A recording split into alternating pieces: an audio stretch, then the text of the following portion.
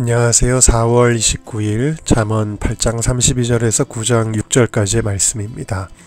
요즘처럼 자아가 중시되는 세상에서 훈계 듣기를 좋아하는 사람은 그리 많지 않을 것입니다.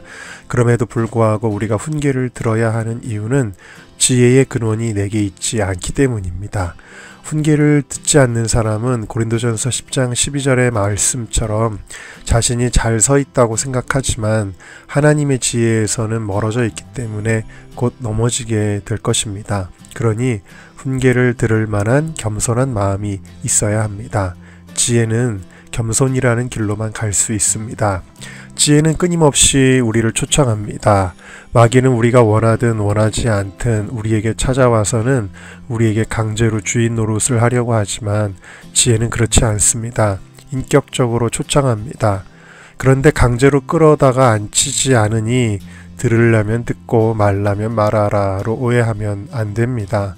지혜의 초청은 강제적이지는 않지만 아주 간절합니다. 초청을 위해 집을 짓고 잔치를 준비하고 종들을 보내어 외치게 합니다. 천국을 예비하고 천국의 잔치를 준비하고 주의 종들을 통해 간절히 외치는 것입니다. 이 간절함이 하나님의 방식이고 마음입니다. 지혜의 초청이 간절한 이유는 단순히 이것이 세상에서 성공하는 문제가 아니라 생명과 직결된 문제이기 때문입니다.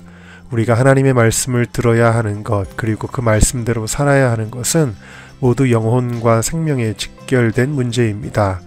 그래서 도무지 관심도 없고 감동도 없는 사람들을 향해서도 포기하지 않고 외치는 것입니다. 하나라도 돌이킬 수 있도록 외치는 것입니다.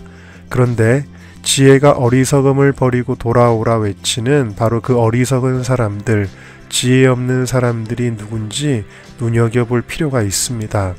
여기 어리석은 자는 생각이 단순해서 외부의 유혹에 쉽게 속아 넘어가는 자들입니다.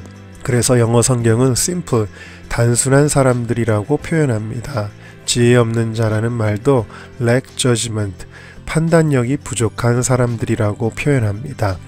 필연적인 심판의 대상으로 언급되는 행악자들과 달리 아직까지 초청의 대상인 이 사람들은 뭘 몰라서 죄의 길에 있다는 것입니다. 즉, 교만과 완악함을 본질로 하는 악한 죄인이 아니라 무지와 미성숙을 본질로 하는 약한 죄인입니다.